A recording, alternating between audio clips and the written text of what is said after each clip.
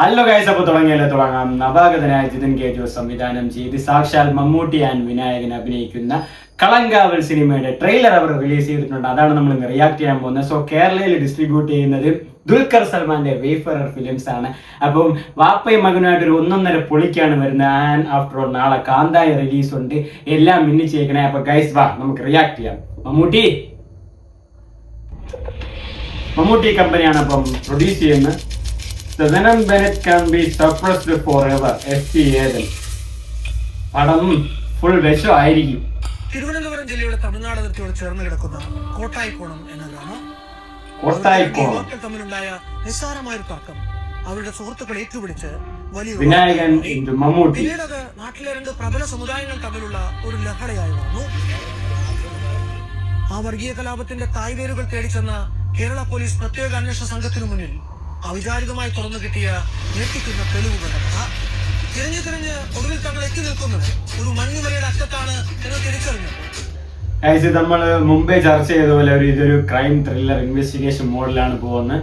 കൊലപാതകങ്ങൾ, പിന്നെ 2 പേര് തമ്മിലുള്ള ഈഗോ ക്ലാഷ്, അങ്ങനെയൊക്കെയാണ് വരുന്നത് സിനിമ. ആൻഡ് ഇതിൽ തുടക്കത്തിൽ തന്നെ നമ്മൾ ഏതൊക്കെ റൂമറൊക്കെ കേട്ടിട്ടുണ്ടായിരുന്നു. എന്താണ് ഈ സൈനൈഡ് ജോലി, അതുപോലത്തെ ടൈപ്പ്, അങ്ങനെ കൊല്ലൽ, കഥാപാത്രം, അങ്ങനെയൊക്കെ ഉള്ള കാര്യങ്ങളൊന്നാണ്. അപ്പൊ എന്തായാലും കണ്ടുപോകാം. കുറച്ച് ഇൻട്രസ്റ്റിംഗ് ആണ്. അവർ നടത്തിയ അത്യസാധാരണമായൊരു കുറ്റാന്വേഷണത്തിന്റെ കഥ അത് വല്ലാത്തൊരു കഥയാണ്. വിനായകൻ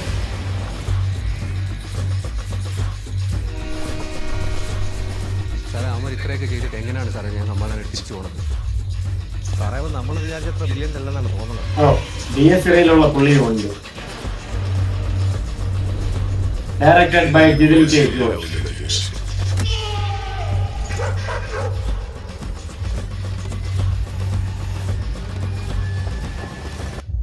സിനിമ കണ്ടിട്ട്, ഇതിലെ ട്രെയിലർ കണ്ടിട്ട് കുറച്ച് അഗ്രസീവാണ് പടം. കാരണം ഒരു എന്താ പറയുക, ഒരു ത്രെട്ടനിങ് അല്ലെങ്കിൽ കുറച്ച് പേടിപ്പിക്കുന്ന രീതിയിലുള്ള സീൻസ് ഒക്കെ ഇതിലുണ്ട്. അതാണ് ഇതിൽ പറയുന്നത്. ആൻഡ് മമ്മൂട്ടി ആൻഡ് വിനായകൻ തമ്മിലുള്ള ഫേസ് ഓഫ് സീനൊക്കെ ഒരുപാടായിരിക്കും. ഇതിൽ കിട്ടില്ല സീനുകളൊക്കെ ഉണ്ടായിരിക്കും. മമ്മൂട്ടിയെ കാണിച്ചില്ല, അതാണ് എപ്പോട്ടെ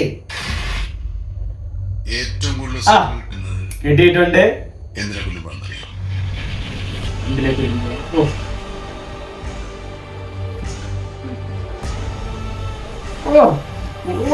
വിട്ടുപോണ് എന്താ Kalamkaval. meet its moment on November 27th. And guys, നമ്മള് ട്രെയിലർ ആണ് ഇപ്പൊ കണ്ടത്. ആൻഡ് ട്രെയിലർ അടിപൊളി ട്രെയിലർ. ആൻഡ് മമ്മൂക്കയ്ക്ക് ലാസ്റ്റ് ഒരു ചെറിയൊരു ഫേസ് ഓഫ് സീനേ ഉള്ളൂ. പക്ഷെ എന്നാലും ആ ഒരു ഷാഡോയിൽ, ആ ഓറ, ആ ഒരു സ്ക്രീൻ പ്രസൻസ് ഏറ്റവും സുഖം കിട്ടുന്ന എന്തിനെ കൊല്ലുമ്പോഴാണ്? മനുഷ്യനെ കൊല്ലുമ്പോഴായിരിക്കും. അതായിരിക്കും പറയാൻ പോകുന്നത്. ആൻഡ് ഇതൊരു റിവെഞ്ച് കിട്ടില്ലാനായിട്ടുള്ള കാര്യങ്ങളൊക്കെ ഉണ്ടാകും. ആൻഡ് കുറെ നാളുകൾക്ക് ശേഷം മമ്മൂട്ടിയെ നമ്മൾ വീണ്ടും കാണാനിരിക്കുകയാണ്. ആൻഡ് November 27 എല്ലാവരും പ്രതീക്ഷയോടെ, വളരെ പ്രതീക്ഷയോടെ കാണാൻ. ഒരുപാട് നാളുകൾക്ക് ശേഷം മമ്മൂട്ടി വരികയാണ്. അപ്പൊ എന്തായാലും തിയേറ്റർ അട്ടിമറിയും. തിയേറ്ററിൽ എല്ലാവരും എന്തായാലും ഒരുപാട് പോയി എല്ലാവരും കണ്ട് രസിക്കാനുള്ള ഒരു സിനിമയായിരിക്കും.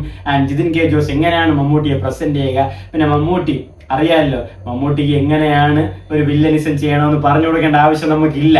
പുള്ളി അതങ്ങ് പതിയെ ചെയ്തോളും. ആൻഡ് അതെങ്ങനെയാണെന്നൊക്കെ നമ്മൾ November 27 കാണാം. ആൻഡ് എല്ലാവരും മറക്കാതെ സിനിമ കണ്ട് അത് കഴിഞ്ഞ റിവ്യൂവും പറയും, അതും കണ്ടിട്ടേ പോകൂ. അപ്പൊ ഇനിയും ഇതുപോലുള്ള നല്ല മൂവി അപ്ഡേറ്റ്സ് ആൻഡ് ട്രെയിലർ റിയാക്ഷൻസും ആയിട്ട് വരാം. അപ്പൊ bye bye, love you guys.